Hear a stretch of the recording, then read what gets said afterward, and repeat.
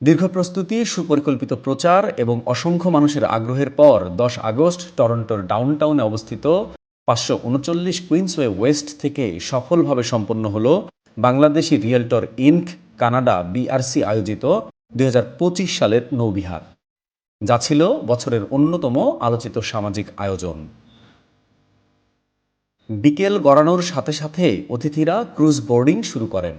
তীব্র গরম আর রোদও উৎসাহীদের আটকাতে পারেনি। মনোমুগ্ধকর এই নৌবিহারে অংশ নেন ৩ শতাধিক অতিথি। যাত্রার শুরুতেই পরিবেশন করা হয় এপিটাইজার, সেই সাথে চলতে থাকে লাইভ মিউজিক ও প্রাণবন্ত আড্ডা। সাংস্কৃতিক পর্বে ডিজে মিউজিক ও গান পরিবেশনার মাধ্যমে ক্রুজ জুড়ে বইছিল উচ্ছ্বাস ও আনন্দধারা। রাত 8:30টায় পরিবেশন করা হয় ডিনার। খাবার মেনুতে ছিল কাচ্চি বিরিয়ানি। পরবর্তী বিশেষ আকর্ষণ ছিল মুন্নিস কিচেন পরিবেশিত মিষ্টি দই ও রসমালাই, যা অতিথিদের মুখে মুখে প্রশংসিত হয়, সেই সাথে বাংলাদেশের ঐতিহ্যবাহী স্বাদের স্মৃতি জাগিয়ে তোলে।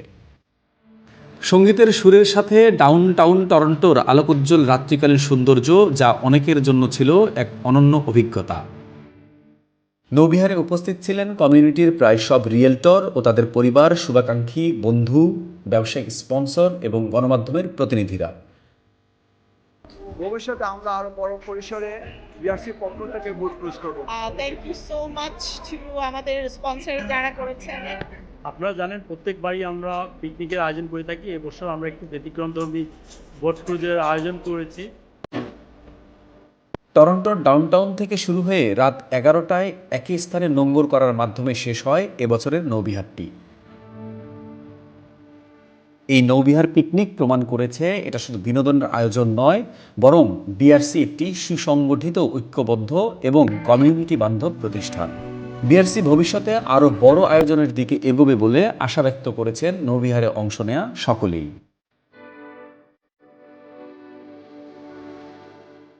মোহাম্মদ রাফিউজ্জামান, নন্দন নিউজ।